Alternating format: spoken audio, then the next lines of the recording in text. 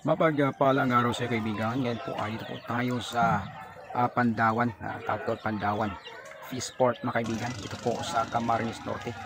Ang Mercedes Camarines Norte mga kaibigan, isa sa pinakamalaking bagsakan po ng isda po rito ng probinsya po ng Camarines Norte. Dito po sa Mercedes mga kaibigan. At ito po ay dinadayo ng marami pong mga nagtitinda ng isda. Napakamura po ang isda po rito. Ito po ay kung nyo napapansin ay marami po nakatambay po sa dito po sa paligid po ng dagat. Dahil sila po ay naghihintay din po ng may papasok na mga magdadalang isda, deliver galing dagat. Kaya ito pagsakan mga kaibigan, pili ka nito kung ano ang gusto mo rito at iba-ibang klase isda. Kaya ito nakakuha po tayo ng tawag po ay dorado na kaibigan, mahabang isda ating nakuha. Murang-murang kilo, nasa 120 lang per kilo mga kaibigan. Kaya tamang-tama ito. Itong sasabawan, napakasarap na isda ito mga kaibigan.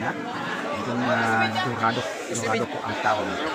Dito ay talaga naman napakaganda pong lugar dito at nakapa-fresh ang hangin.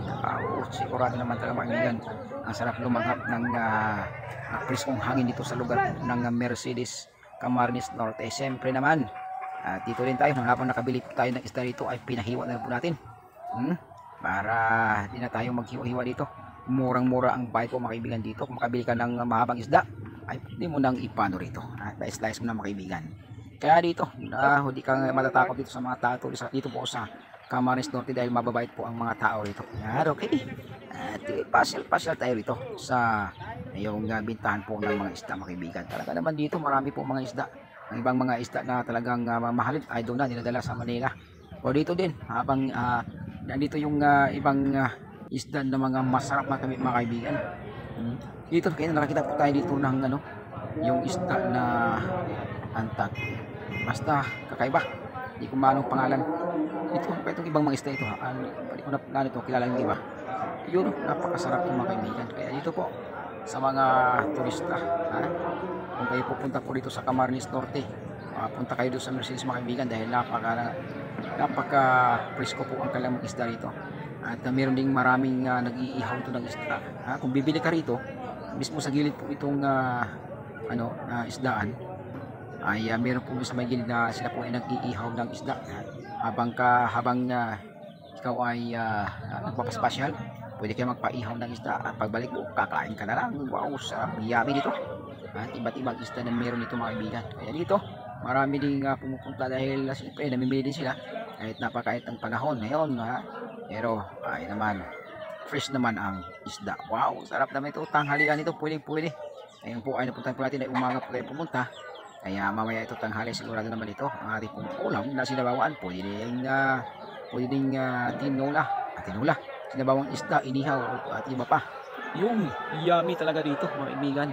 Kaya huwag kalimutan din yung subscribe po Ate Joy 721. Ulap lang shoutout po sa inyong lahat dyan.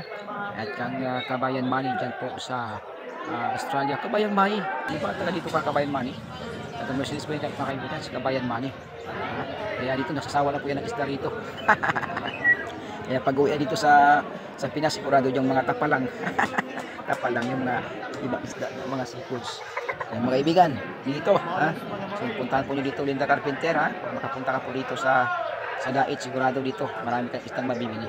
Okay, Dong Henry mga kaibigan, dito na bumibili sa Dong Henry sa maging ang Team Kalingap dito din bumibili yan dahil sa napakamurang isda dito.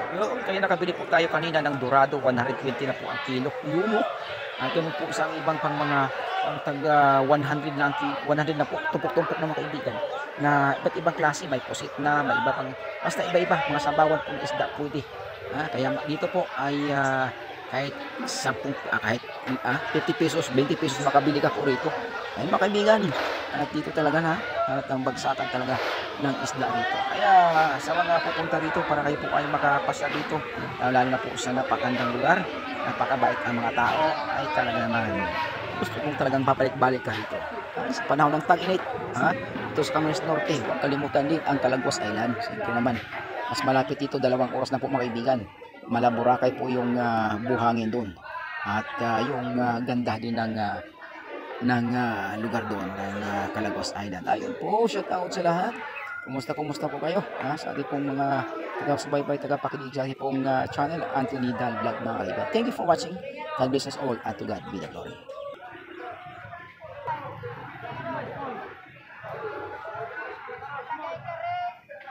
Ayaw sa na yatin ba? Sige.